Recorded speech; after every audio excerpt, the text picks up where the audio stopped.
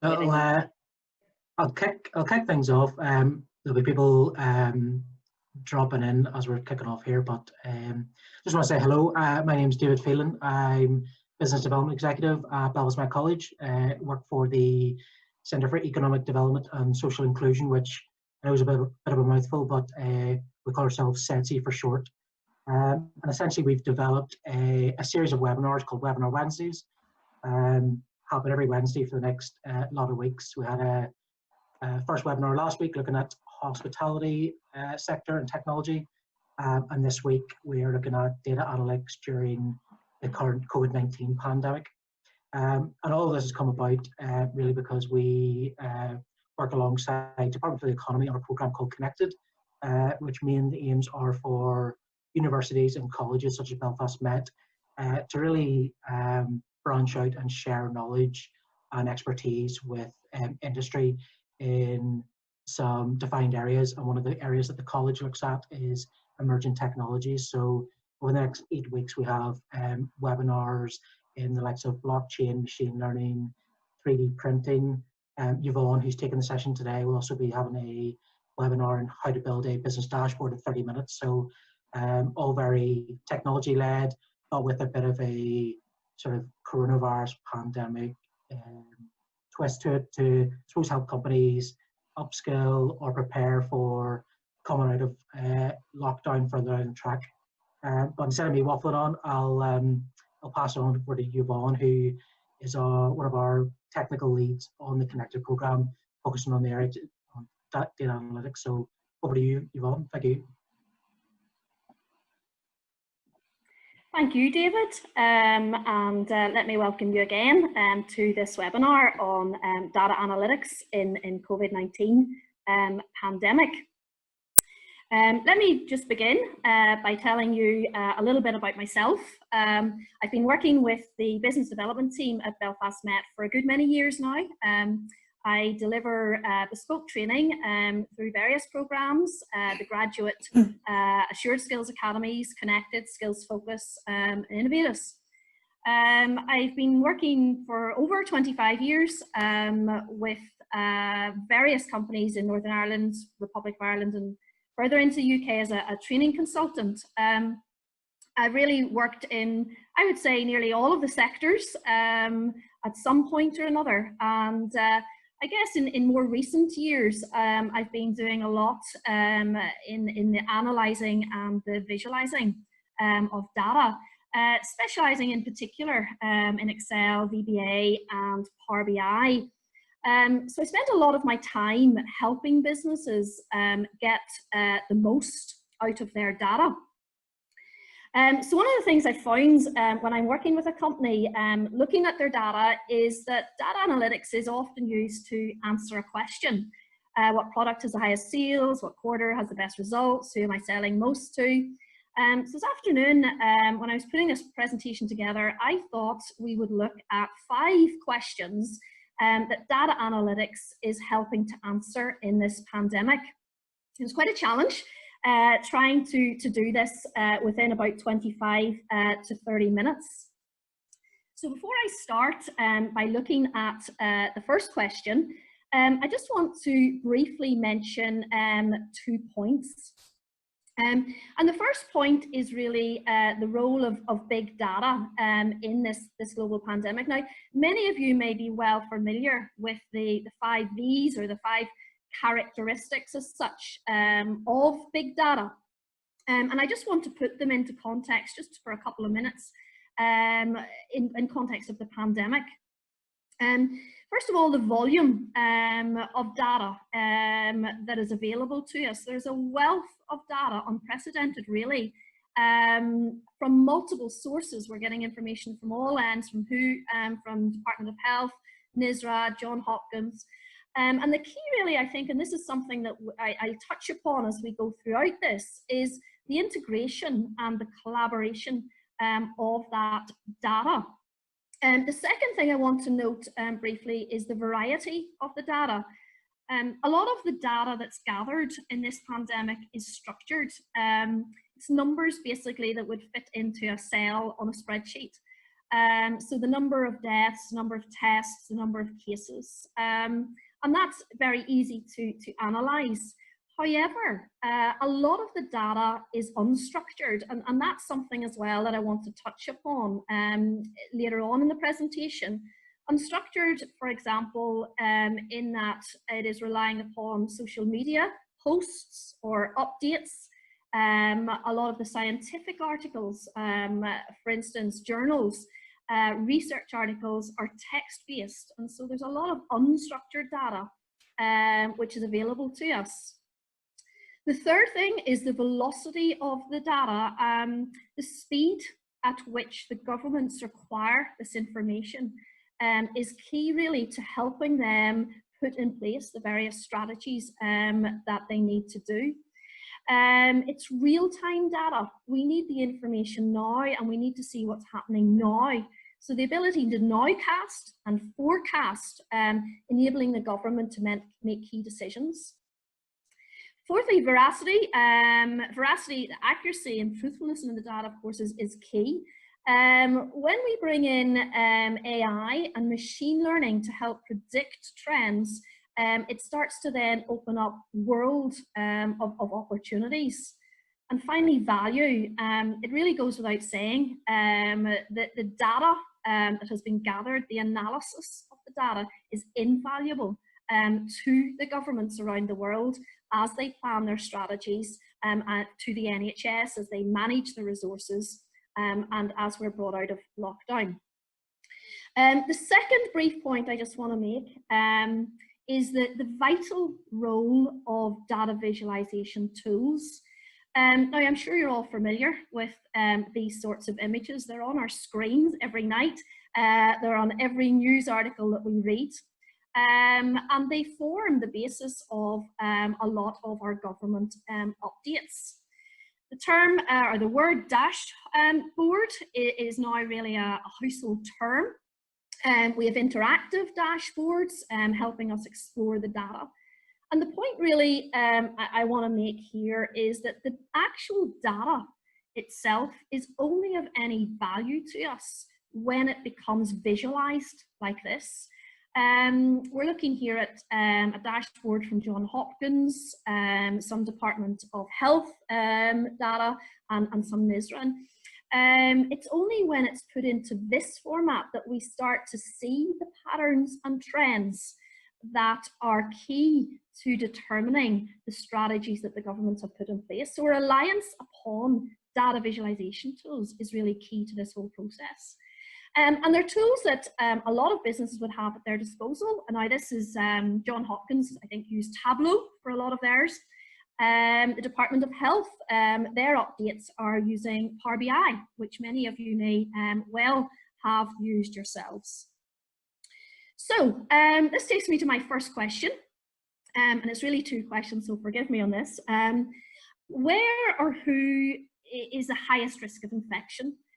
We need to stop this from spreading. So how can we identify who's at risk and where the risks are, especially as we come out of lockdown? From early days, even when the disease was confined just to China, the data analysis was able to show us that there were certain patterns. So there were certain groups of people who were more likely to pick up this disease and suffer from it in a more fatal way. And for instance, we saw age groups, certain age groups, certain groups with underlying health conditions. We even saw visuals and analysis of certain regions and where it was the highest infections were. So all of this data has been around from early days. What I want to think about here, and it's just a few examples really, is not so much about what has happened in the past, but what is happening now. So how can the data inform us now as we come out of lockdown, for instance? How can it identify hotspots, clusters, and allow the governments to quickly act upon that? So we're looking at what's termed outbreak analytics, really, going beyond confirmed cases and fatalities to try and gauge the total number of people likely to be infected by the virus. So I want to show you a couple of examples here. The first example I'm actually going to look at is a country. Taiwan, a country with 23 million people, an island actually, over 2.5 million visitors from mainland China. Obviously close proximity to China, a lot of people working, I think it's nearly 500,000 working in mainland China. As the outbreak took hold of China, it was on the cusp of the Lunar New Year when people are traveling. And as a result, John Hopkins, and again, this image you see here is from a couple of days ago actually, but as a result, John Hopkins in the early days predicted Taiwan to be the second highest importation risk in the world. And yet, if you look at that image, you'll see the figures, and this is as of, I'd say 3 days ago. I checked it this morning just to be sure it hadn't changed. 440 confirmed cases and 7 deaths. So what happened? What changed in Taiwan? Now, I'm not saying here that data analytics was the only contributing factor, but it is widely recognized that it is certainly one of them. I have to say, first of all, that they do have other systems in place. So they had a lot of experience after the SARS outbreak in 2003. They had event triggers, early warning systems. They used other technologies such as thermal imaging. But I just want to have a quick look at what they did with their data. And so they took 2 key data sets. Of course, every citizen in Taiwan, it has a record in the National Health Insurance data about their health. They took also the Immigrations and Custom database and they integrated those together. That then gave a much more holistic overview of a person. In combination with that, they took new technology, QR scanning, and every visitor, and this was acted upon fairly quickly, early on, which again was key. But every foreign visitor coming into the country had to upload an online health form with a QR scan that gave so much information about their travel details. So right away, Taiwan had information about where each person had traveled from, how long they'd been traveling for, 14 days before they had arrived in the country. And so as a result, this data was collated. It was given out to hospitals, clinics, pharmacies even, for each patient. And as a patient came into a clinic with symptoms, it was then able to generate real-time alerts during those clinical visits. And so in this way, Taiwan made use of their big data and big data analytics to warn and predict where cases might be occurring. Now, they've also used in other ways, don't have time to go into all of them, interesting use of online mapping for supplies, a bit more controversial use of their quarantine mechanism to ensure people stay in place. But I just want to really mention this key area here. The second thing that I want to look at in answer to this question, and really is a collaboration, and it's a collaboration between different institutions. We have Carnegie Mellon University in a program called COVIDcast, working in partnership with the likes of Facebook and Google. And what they have done is they, Facebook and Google both have provided their users, now I think it's based in the US, bearing in mind Facebook have 1 billion users, but they surveyed their users in terms of their symptoms and how they were feeling. They have combined that with Google Health Trends, and I'll talk a little bit about Google Trends later, but what people are searching for, what people are putting in terms of a search around health and symptoms. And they partnered up with 2 major providers of healthcare and diagnostic testing in the US to share anonymized counts in outpatient figures and national labs. And as a result of this integration of data, it was able to provide them with real-time indications of heightened or rising activity. Meaning, for instance, governors or states would be able to anticipate hospital or ICU admissions likely to occur weeks in advance. And again, real time there being the key. This is just an example, really, of the map which they've produced. You can see here, this is just a screenshot really, but you can see how it's broken up into different data sets. This is the doctor visits. And again, Facebook have also produced a similar map. They have a Data for Good program, and this is a very similar map which they have produced. One final thought really on this area is, and tying in really what I've been talking about there, is the use of social media. And this is a method that's being explored at the minute in terms of social media posts and updates. Again, I mentioned this at the start with the 5 V's of big data, and the variety of big data and a lot of unstructured data. And so combining this with machine learning, which is equipped with natural language processing, the use of this has been explored to enable governments to make responsible in-the-moment decisions, to estimate basically how quickly and where exactly a disease might spread, showing a real need for real-time data, key of keeping one step ahead of the virus. I'm not going to say much about contact tracing. It's really just one final example here. And there's a lot in the news about that even this morning. Not getting into the issue of privacy or anything like that, but basically just to say that, again, governments around the world all have their own system in place. Apple and Google have collaborated. Our own NHS have their own version, which they're rolling out, tracking every possible interaction that can lead to transmission. In conjunction with data analytics, this information could allow governments to determine missing or unexpected linkages in contact data, who requires testing, where the virus is spreading, and which communities are greatest at risk. Keeping the information moving faster than the disease, and that is the key. This leads me to my second question. Are we adhering to social distancing? At the minute, there's no known treatment, as we know, to this virus. A vaccine seems to be, we're told, a year away. The only tool the government have to fight this disease right now is their lockdown policy and social distancing. One of the ways that the government can track mobility, so who's going where, which is vital to inform them as to whether or not social distancing is being adhered to, is through Google COVID-19 mobility reports. Aggregated, anonymized data, uses location history on our phones, similar to Google Maps. Obviously, location history has to be turned on, covering a huge range, 131 countries initially, and allows highlights in visits to locations or changes in visits to locations to be highlighted. You're probably familiar with this. We would see these sorts of images regularly. So this is just one example of Google mobility reports. Anyone can go into it. I've just gone in and searched for a particular region. I've gone down to Belfast there. That was just again a few days ago.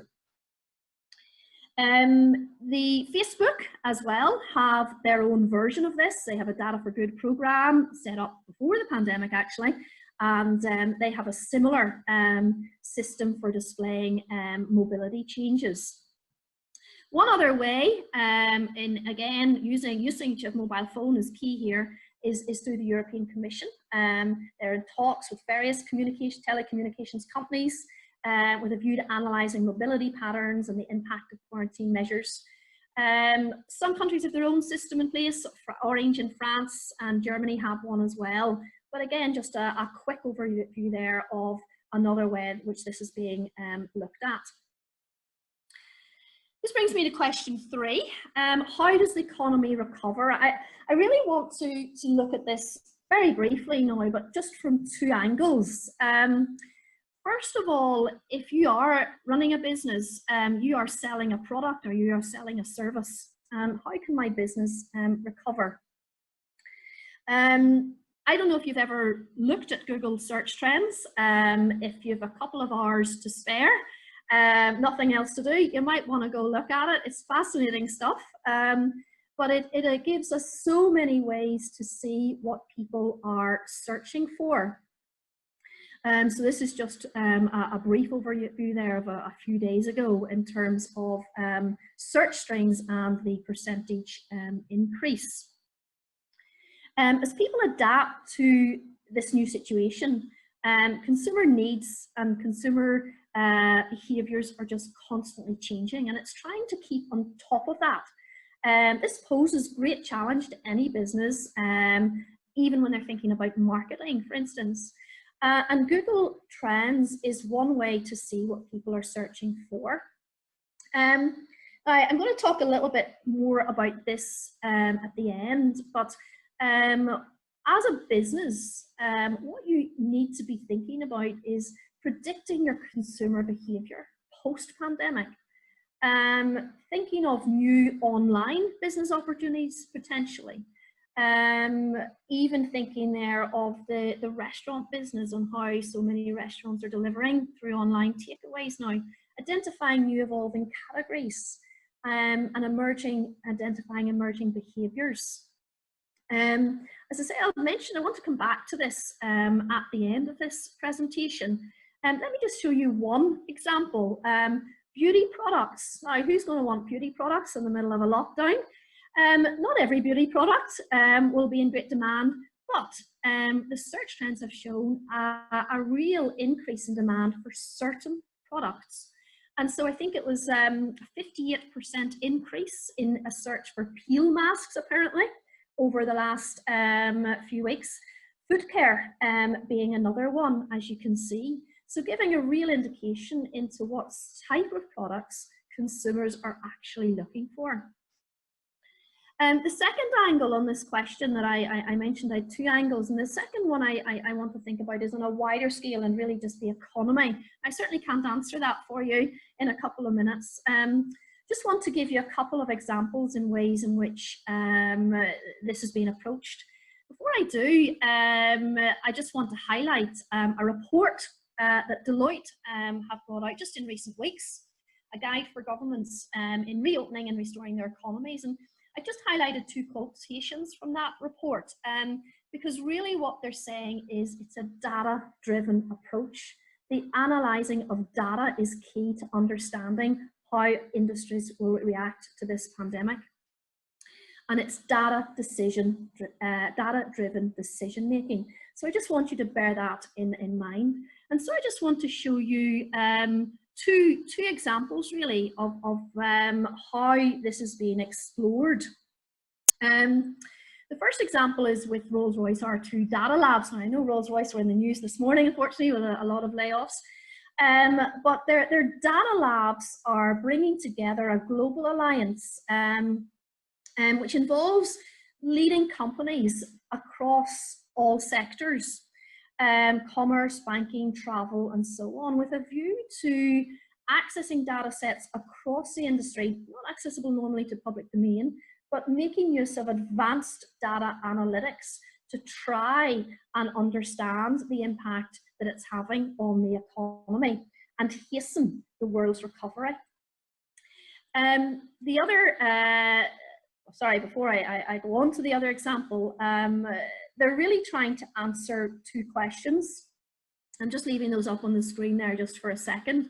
But this alliance has been put together to try and look at the data and the analysis of the data and how it can help answer these key questions to optimize the management of the impact that the pandemic has had on the economy and how to hasten the world's recovery. The second way in which this is being looked at is through the BBVA. Now, this is I don't know if you're aware or not, but it's a huge financial, Spanish institution actually, but one of the biggest financial institutions in the world. And they have done some research of their own to examine the impact of COVID on their Spanish consumption. Conclusions found that there was a 49% average decline in consumer spending, which I guess is really no surprise to us now. But what they have done is they have then collaborated with the likes of the University of Cambridge, Edinburgh, Imperial College London, researchers there, to try and produce a real-time reflection of the reactions to the crisis and economic policies, using various methods, anonymous transactional data, and so on. My fourth question, just very, very briefly, the scientific research community.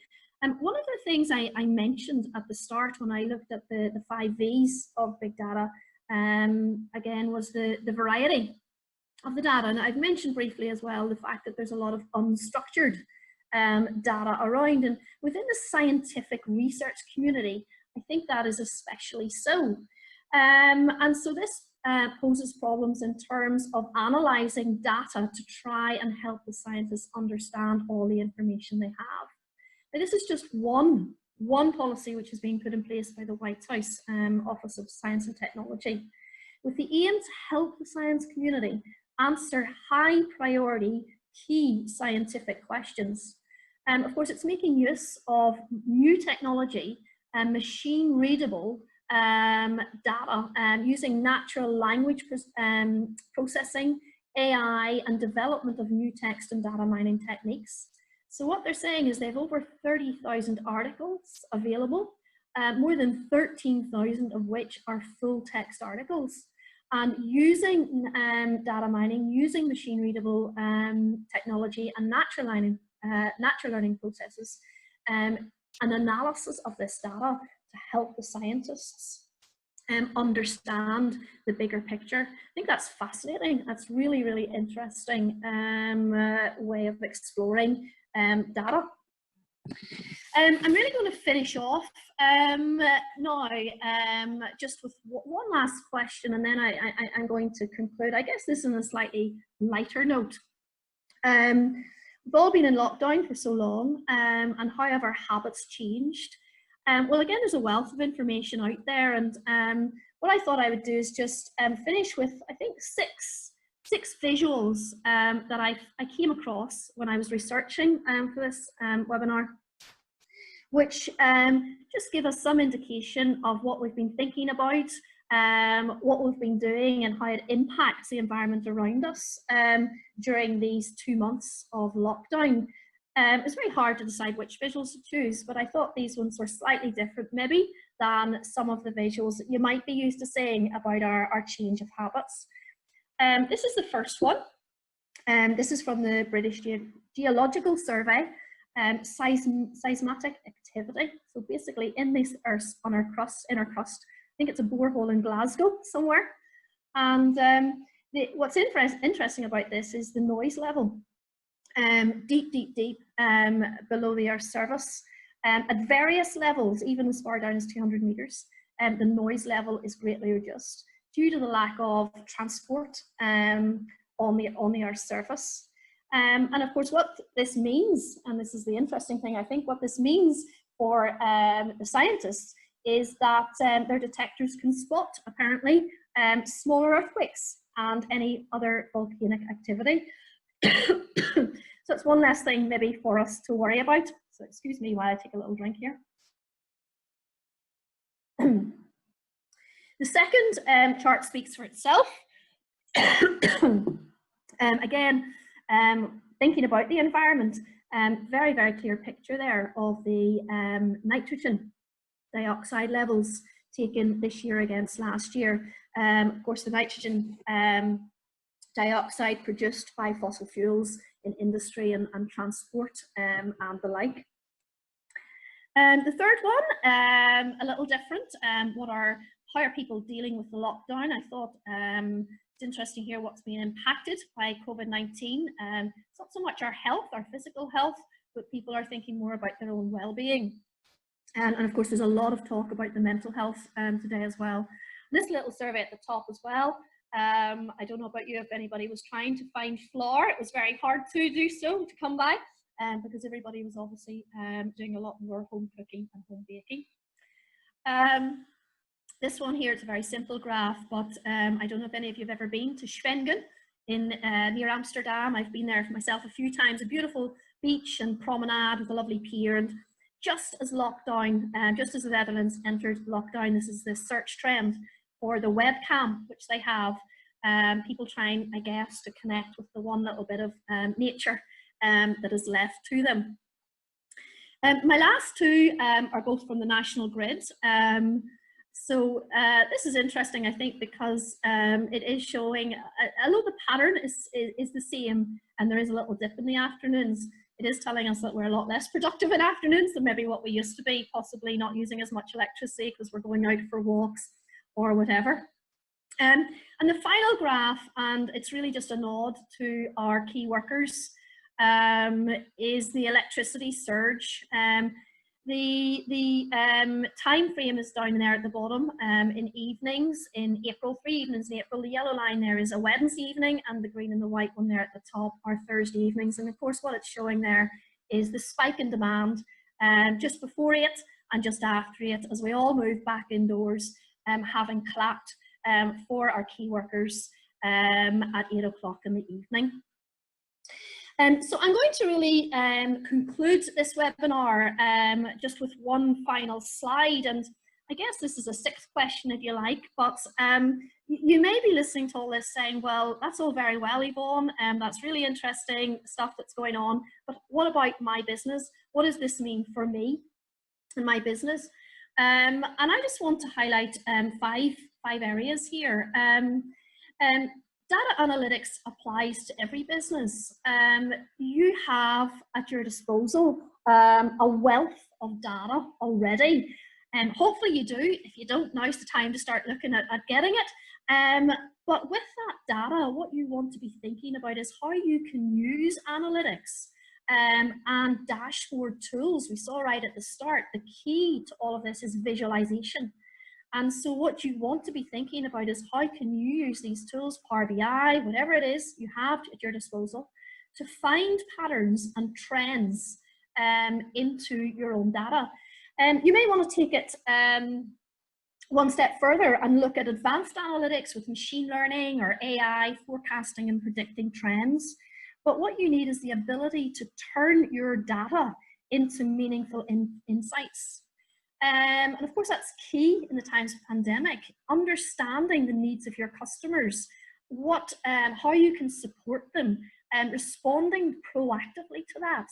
And we looked at Google Trends, and we looked at how important it is to be able to identify new product opportunities, develop possibly online services which you may or may not have had before, identify emerging consumer behavior, all with the help of data analytics.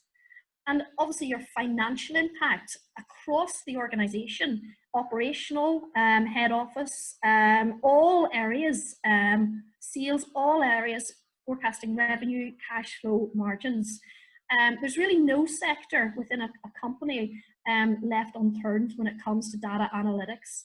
And it's being able to adapt and use the data that you've got to give you that insight into how you can take your business into this post-pandemic era.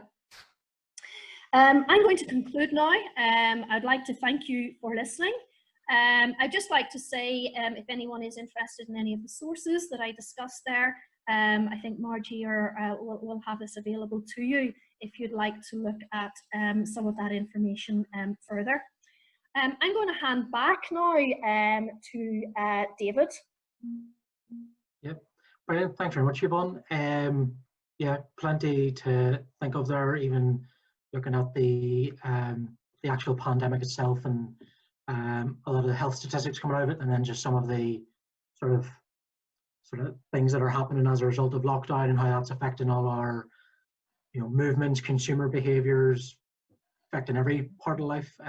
But maybe the data will start changing now, especially as we're sort of having lockdown eased.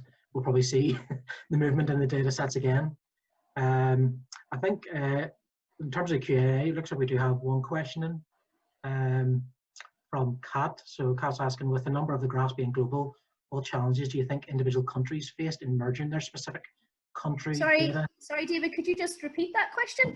Oh, sorry, yeah, just a question from Kat that come in there, just regarding the graphs being global, and what challenges do you think individual countries have faced in merging their specific country data, as their data sets are potentially unique. So it's just in terms of like those global graphs, but also how the data sets merge between countries, I'm guessing the question is. I think that's an interesting point you've made, Kat, and I think certainly at the minute there has been talk about this, and We have been told, certainly, that it is very difficult right now to compare sometimes on a global level, country by country. Certain statistics, yes, can be done, but as I say, even the way countries measure their death rates or their cases or their testing is done differently. However, what I do see is that in the future there will be ways of doing that much better. And I guess part of this as well, post-pandemic, is learning from this. I know there's so much talk about second waves, and it's going to be with us for a while. And so if we are facing this situation again in the future, that there may well be much more, I guess, integration between countries and data sets. We'd like to think so anyway, Kat. Brilliant. If anyone has any other questions, please feel free to shout now. What I just wanted to say at the end is thank you to Yvonne for I suppose a very whistle-stop tour through I suppose some of the trends that have been realized, but also some of the tools that big companies are using, but also tools that right down to the basic level, the likes of Excel, Power BI, etc., that any size of business or individual can really use. And some of the data sets that large companies are using are also open for anyone to use, whether that's through the likes of Open Data NI or the Google search trends, etc. So I suppose if you're sitting there thinking, well, this is all brilliant, but how do I sort of drive some value out of my own data, or how do I look to pivot my business model using data, etc. There's a range of support available within the college. So today's webinar is actually funded through a program called Connected. So through Connected, we run various, I suppose in the old world, in-person events, but we'll be running more webinars similar to this to sort of transfer knowledge and show and transfer some of those experience and skills. And even in a couple of weeks, we'll be having webinars on the likes of machine learning and blockchain that are intrinsically linked to data analytics and visualization. And also in a few weeks, we'll also be running a webinar, how to build a business dashboard in 30 minutes. That will be a hands-on tutorial, so you'll be able to see exactly the steps taken to transfer your data into something visual through dashboard with Yvonne. So you can check out the link at the bottom there. It's CEDSI.eventbrite.com to check out the details on those events.